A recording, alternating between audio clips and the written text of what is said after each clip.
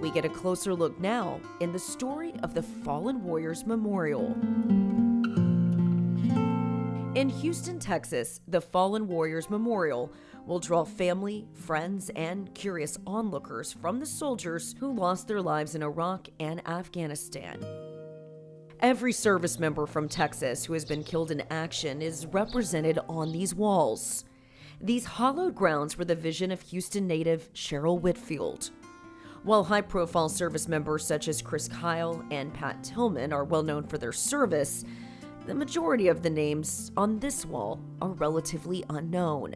Hearing the concern from many of the parents of these fallen soldiers inspired her to build a place where their memory would live on forever. As I got to know the families, I kept hearing the same pain that they were saying, my child's going to be forgotten, and I don't want my child to be forgotten. And so one day, I was thinking really deep about it, and it just hurt my soul that as a mother, I can imagine how they would feel. And so I thought hard about it, and the inspiration came to me to build this monument so I could go back and tell them, your son's not going to be forgotten, your daughter's not going to be forgotten. We remember. To build something of this magnitude takes a lot of cooperation and input from the community.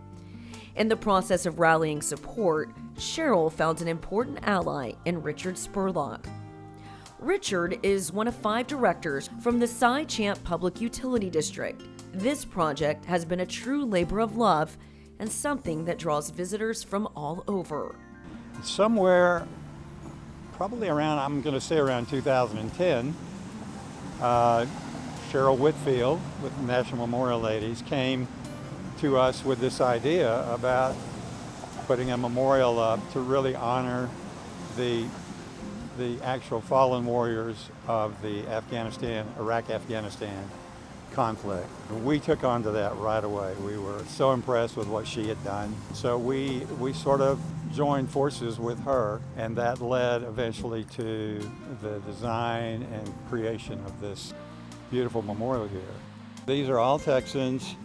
There's 650 plus of them on there now, and I like to tell folks that even though our most important thing is providing water and sewer, the most famous thing and the most appreciated thing that we have done has been this park and this memorial. I get more comments on that than anything else. Behind each name on these walls lies an incredible story of honor, valor, and courage. Shortly after the memorial was completed, an accompanying art gallery was opened nearby. It is here that visitors are able to put faces with these heroic names. The architect behind it all is Ken Pridgeon, a Vietnam vet himself. Much of his life has been spent painting billboards and barges.